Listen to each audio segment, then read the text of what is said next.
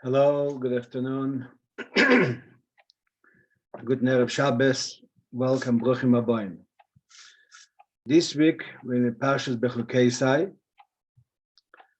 It's the last parsha of Chumash Vayikra, Shabbos Parshas Chazak. It's a Shabbos, very special parsha. We're finishing a Chumash. It's a big thing. It's like a siyum, making of a whole book of Chumash. Then we have also Shabbos Mevorchim, Shabbos blessing the new month, and then it's also the Shabbos getting us ready to blessing the Yantiv of Shavuos, because it's coming in the month of Sivan where we have Matan Torah.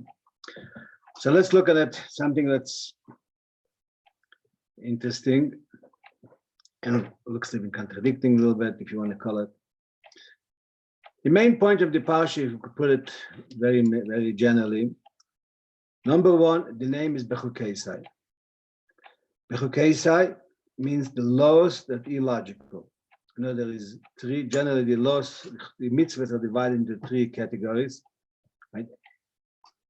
Eidus, Chukim, Mishpatim. Mishpatim is the logical mitzvahs. That's majority of mitzvahs. Eidus is semi-logical, like Shabbos, Yontif, to remember Hashem created the world, to remember Hashem took us out of Mitzrayim. So it's not 100% logical, but it is semi-logical. Then we have Chukim. Chukim means illogical. Chukah chokakti, gzeiro gazarti, ve'ein lecho reshus lahar achrei. I made a law, I decided that's what I decided, and you have no right to question it. And even it says that it's like Poradome, the red calf. Rambam says shatnez, mixing wool and linen, milk and meat. The Rambam says that's all chukim. Even so we find certain explanations of the story, but basically it's beyond logic. So this parsha is called Bechukei, means we're talking about mitzvahs in the approach. The name of the parsha is illogical. Second thing is, comes in very in a general way in the parsha, right away in the beginning. If you go in my laws and keep my mitzvahs, and I'll give you all the brachas, and unbelievable brachas. I'll give peace in your land. Rashi said peace is the biggest bracha, because if you have peace, you don't have peace, you're missing everything. If you have peace, then it's very fundamental, very main idea. Then he says further, Ufanisi aleichem, I will turn to you to give you the bracha. So Rashi says, what means Ufanisi aleichem, I'll turn to you. I will peinani mikol hasokai, I will remove myself. I will put aside all my businesses, all my involvement, all my doings, and I'll be completely turned to you to give you my brachas. To give you the brachas. The brachas are not only going to be some great brachas, but going to be a brachas that the Rabbi put everything aside, all his businesses aside, and he completely involved himself completely in giving us the brachas. Well, that means that the quality of the brachas are in the highest level quality possible. The essence of the Eibishter is putting himself completely in to give us the brachas in the highest level. Then comes a third aspect in the parsha, in the teichache, the rebuke. And that's the opposite of the blessing in simple pshat. Well, that is the opposite of the blessing. So yes, it's a negative of, you could say it's negative of the positive, but it's taking us from. So we have Bechukei, to listen to the Eibishter beyond logic. The idea of all the brachas we'll have, the highest level of brachas, and then it goes into the rebuke. And there he goes into very much details. And he said, for every level of our sin, if we live in sin, like every sin will go in 7 levels, then the rebuke will be also in seven levels. So we have to understand also why it has to be in 7 levels, the rebuke also. What's not enough? It's 1 level. If a person sinned even in 7 levels, they'll rebuke in 1 level. And that is achona to Shavuos. We always have a parsha between the teichache, between Bechukei and Shavuos, another parsha like this. You'll have Bamidbar in the middle. Probably not so. Have even 2 parshas. But this is a achona, this is a preparation for that. So let's look at it. What does it mean in our life? The idea of this parsha, and to bring it down to mamish to real life. So Rashi says, what means b'chukei telech? What means you'll go in my laws? It says amelim b'teira, toil in teira. Whatever is forced, because it says later mitzvah tishmeru, so it cannot be chukei telech for mitzvah, because it says already later you keep my mitzvahs. So b'chukei telech says Rashi amelim b'teira, and the Medrash also says that you will toil in teira. So there we're talking about, of course you have to toil in teira, we're talking about the highest level of toiling in teira. Now, that doesn't really make so much sense. Well, because learning Torah is an intellectual idea. In other words, yes, there is an aspect in learning Torah that you learn and you repeat and you go over again and again to remember it. But that's not the main idea of toiling in Torah. The main idea of toiling, of pushing yourself, exhausting yourself, to put yourself completely, all your strength, all your abilities, meaning in understanding of Torah. The majority of Torah is understanding. The majority of Torah is oral, or for sure there is understanding over there, and you could be mechadesh, you're obligated to come up with new ideas and deeper ideas. So how do we put together the idea of chokesai with the idea of learning Torah and or toiling in Torah when this is talking about logic? This is talking come to beyond logic. As I said, the chokesai means beyond logic, laws, illogical, engraved. We'll soon see what the Alter Rebbe say. And then we're saying there's to be the idea of amelim b'teira, toiling in Torah. So what kind of toiling in Torah could be associated with the idea of bechukesai, of laws or beyond logic? And what's the advantage of that? Then the Alter Rebbe says, what means bechukesai? It has to be chukesai miloshen chakika, engraved. That you have to learn in such a way the Torah that become engraved in you. Not only you learning your understanding, but to be engraved.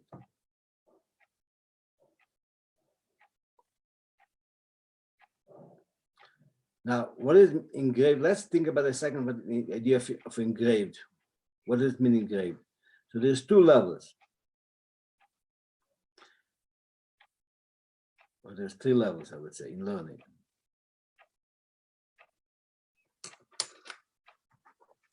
Well, before we go further, the Alter Rebbe said, through the idea of learning Torah in a way of engraving, you'll be able to walk, be able to grow, to be able to develop, to uplift yourself in an infinite level. The ultimate idea of halich, of walking, of growing, even it's infinitely higher than before. So he said, yes, it has to be engraved. Learning Torah in a way it's engraved in you, and we'll soon see what are the other options. And then through that you'll come to Telech and you go beyond, infinitely beyond what you were yesterday. Okay. So on that the question is, Chakika, when you're talking about learning because it be beyond logic, the chukim that beyond logic. So how could you, then you're doing a bit Kabbalah sale. If it's beyond logic, there's no place for growing in it. You're doing just because Hashem said you have no right to question it.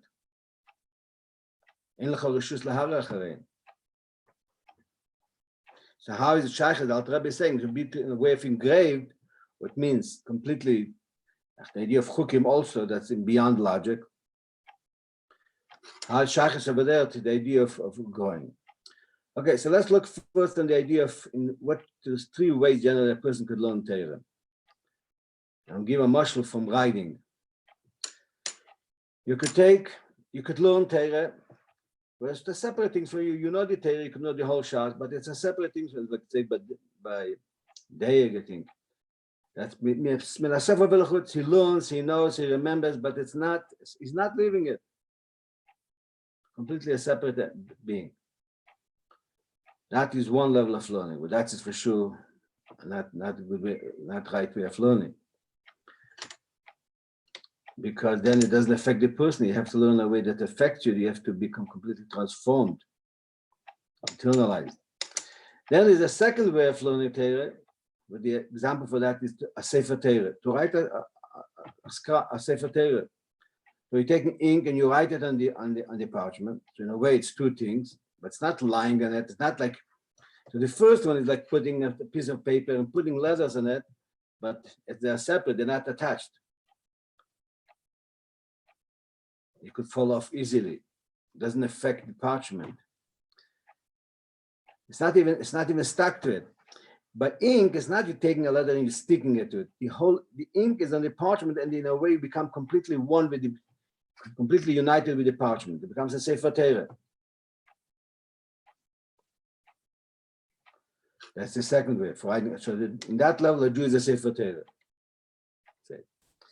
There's a third level of unity, of learning Torah, in a way of Bechukei Chakika, like the luchas, the tablets. There was engraved in them the Ten Commandments. It wasn't written on it, it's very, very deeply connected and united, like the maximum unity you have of two separate things. No. By engraving, there's nothing else but the stone. The letters are made out of the stone. There's nothing else in here.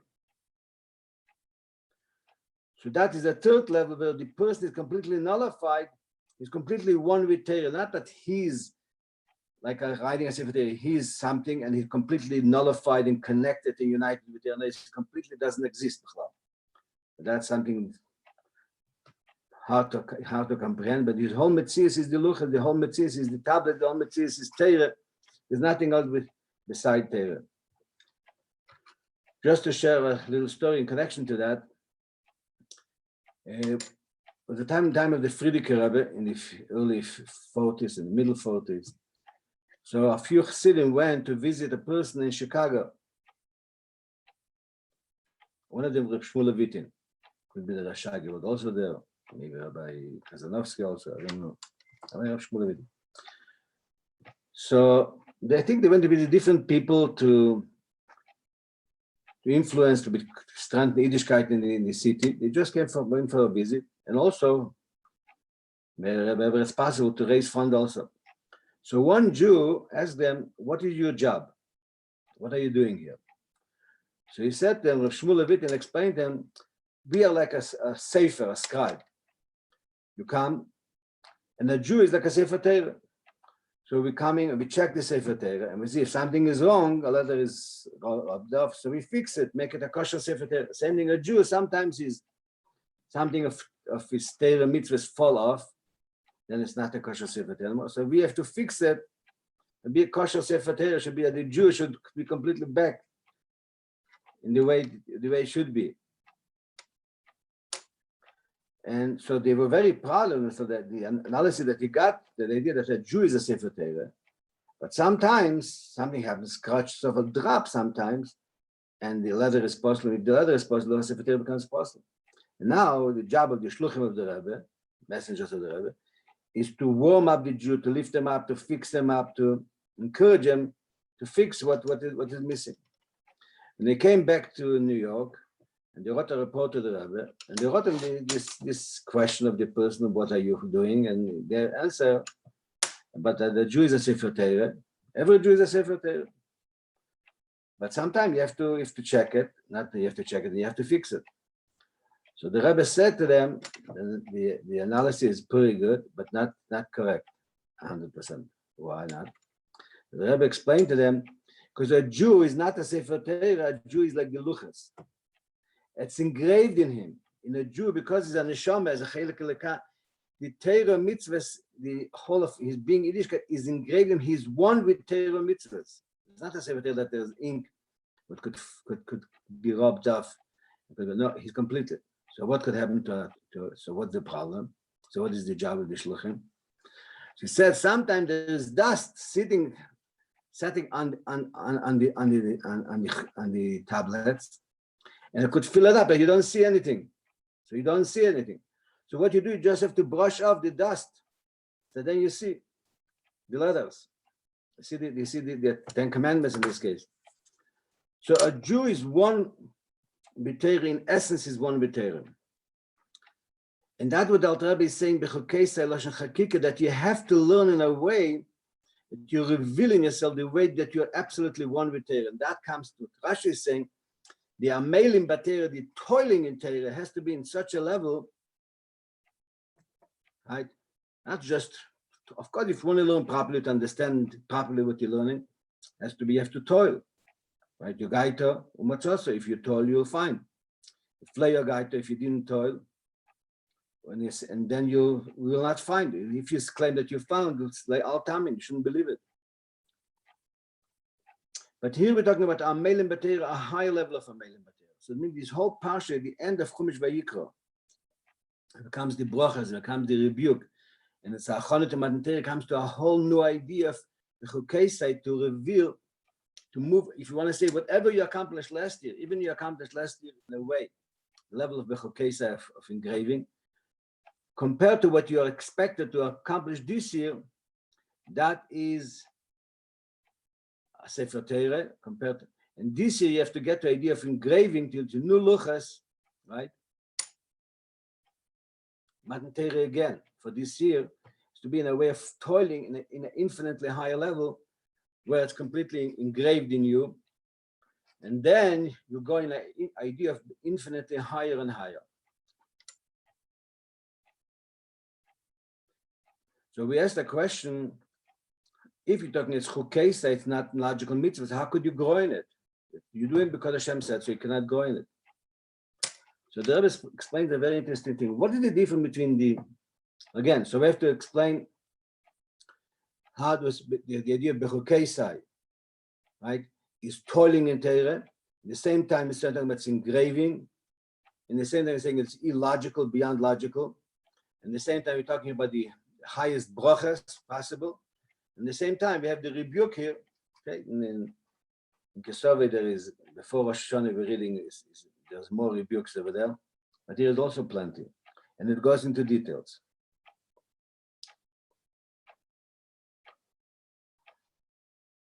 So the Rabbi explained what is the difference between a Jew believing in God and lahavdil a non-Jew.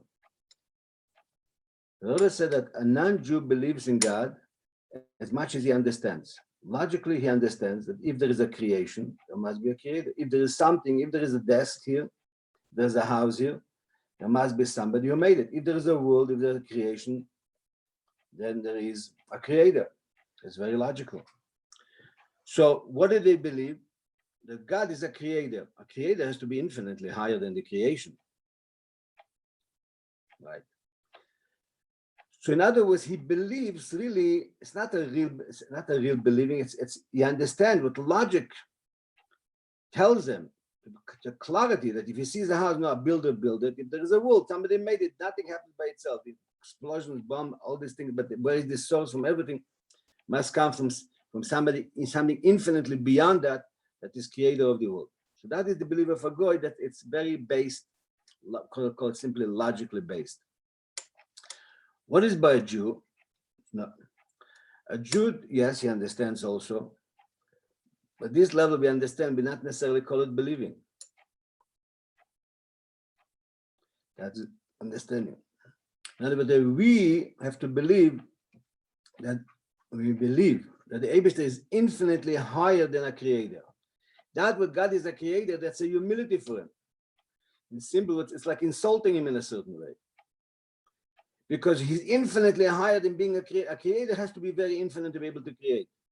But God is completely infinite beyond being a creator, beyond the quality of the creator, what the quality of infinity that a creator has to be. And that you have no proof from the world. We have proof that Rabbi is absolutely infinite, that he could create the world. But that's not the main manifestation, the main thing of godliness, that he's creating worlds. It says, when you find the greatness of David, that he's the creator of the whole world and he's running the whole world, and unbelievable things, yeah. And the world is 30 billion galaxies, and every galaxy has 30 billion stars, whatever, and maybe even more, yeah. It's unbelievable.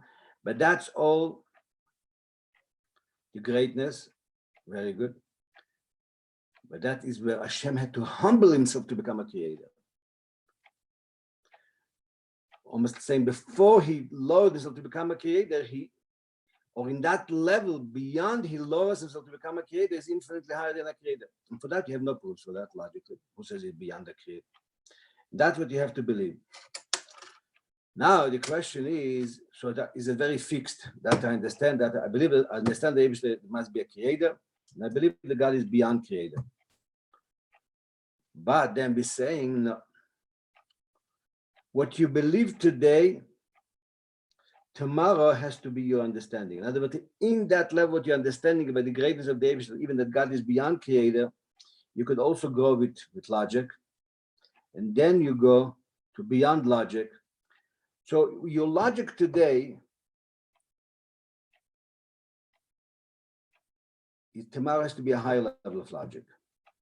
So what your logic is today, and the belief that beyond the logic today, it's more of going into details, then the logic tomorrow is a much higher level. The beyond logic of yesterday is the logic of today, and the beyond logic of today is higher than beyond of logic of yesterday, because yesterday is beyond logic, it became logical. Give you, for example, explain the idea also in the idea of Torah mitzvahs. Torah mitzvahs, we said there's three levels: mishpatim, logical mitzvahs; edus, semi-logical; chukim, beyond logic. So normally you say there's different mitzvahs. Some mitzvahs you do it Kabbalah sale, even so they go and make fun of us. Right? The illogical mitzvahs, we have to do it because beyond logic. Edus, semi-logic, so okay, so you do them in the semi, you understand that there's an appreciation for that. And mishpatim is completely logical.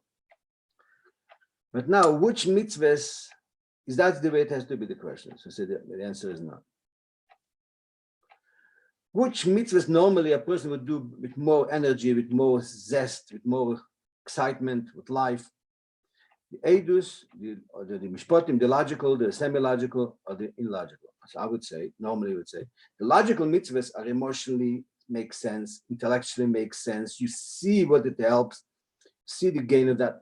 That probably should be the most exciting, the most logical, the most emotionally involved, invested mitzvahs. Edus is semi-logical, so also could be very invested, but not as much as mishpatim, because mishpatim. But at the end of the day, the person is an intellectual being and an emotional intellectual being.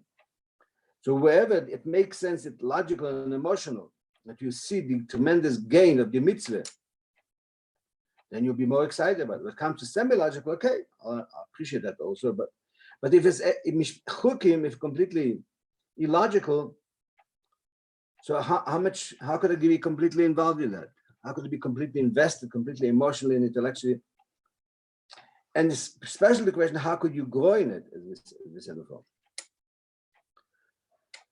So many people say that you have to do the mitzvah that you don't understand with the same zest, the same excitement of the mitzvah that you understand 100%. Why? Because for sure the Eibishter understands. So it makes sense to you to do what the Eibishter tells you to do. Again, you're using logic. It makes sense to believe the Eibishter and to do what the Eibishter says, because if it's so great, it could create the world. And they made such a beautiful mitzvah that are logical, so even the illogical, to do it with logic. Chassidus says no. That all the mitzvahs, you have to do them, yes, if it's logical, do it logical. But then you have to do it with a deeper level. Edus, the semi-logical, is a higher level, and the illogical is a higher level. You have to do them all in the level of beyond logic. In other words, we're saying every mitzvah comes because that's the essence of the will of the Eibishter. That's the will of the Eibishter, not for logic.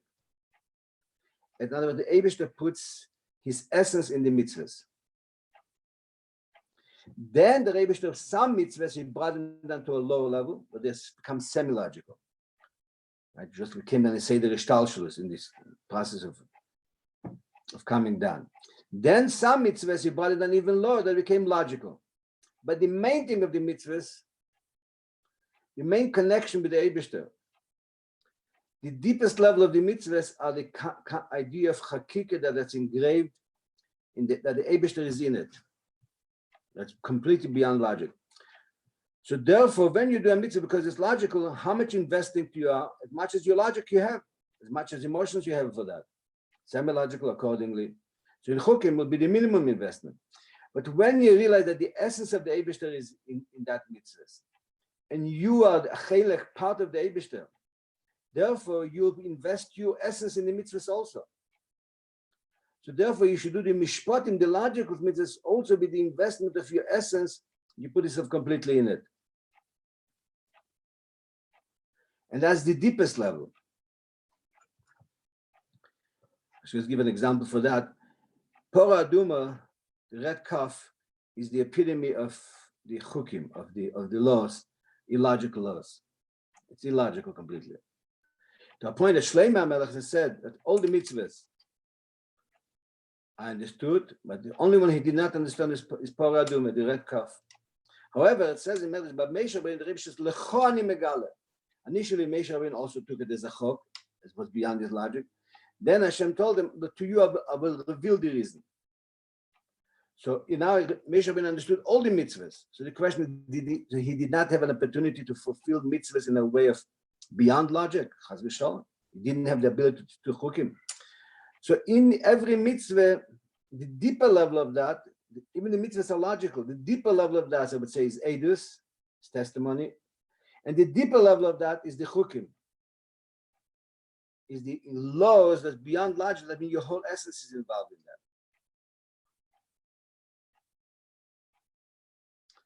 that. And there's such a thing also involved in the person's life. You could be doing something logical, but there's only logic for it. Then there's something that has not on beyond logic, has a deeper reason. Until you have your whole essence involved. You're doing something for each. If a doctor is working on a patient, is involved logical, maybe a little bit beyond the most beyond logic duties of helping another person. But if the parent is the doctor, he puts his whole essence there.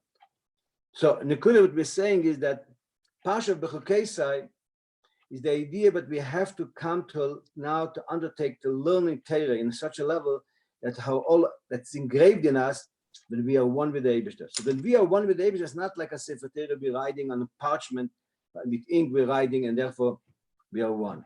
But we are the parchment, the Eibishter, the ink, or vice versa. No.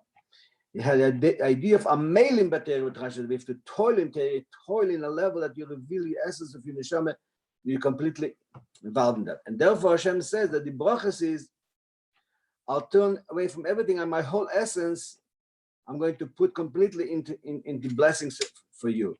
Not only physical blessings, but even the highest level of blessing. And then you come to a real moving.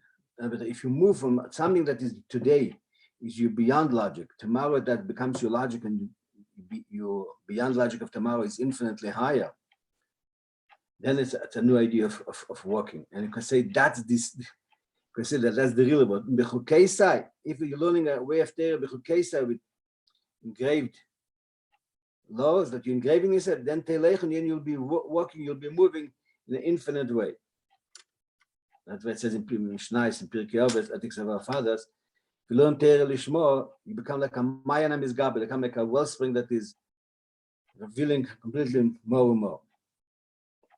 So yes, there is growth in logical development, yes, but that growth in logical development is not an infinitely kind of growth. And now we're talking about in life, where a person should be completely an absolute growth in all aspects of his life. You have to be able to move infinitely leveled to what yesterday you couldn't dream that you could do it. And something that's very common is in Shalom Bayis. Some people think I cannot move out of it. I cannot get into it. I cannot become a real Shalom Bayis, real unconditional love. That's the case in Torah mitzvahs is the Nisuin is the marriage of Jew with the Eibishter. That the unconditional love between the Eibishter and us, from him to us, from us to him, has to come out also in our practical Shalom Bayis. That's the for Shalom. For Shalom is that's the vessel for all the brachas, right? and that's and the marriage of a person, a husband and wife, is the idea of the marriage of the Eibishter and the Eden. So we have to do it in both ways, in our marriage between us and the Eibishter, and between us and our spouse, and our whole commitment to Torah mitzvahs, in a way of Bechukesai engraved, and then we'll have immediately the revelation of Mashiach, and we'll be in the Beis Hamikdash. Niske zen sich mit Reben, b'gufgash mit Olamate, b'hui v'leina. With Shabbos, Chol Tu.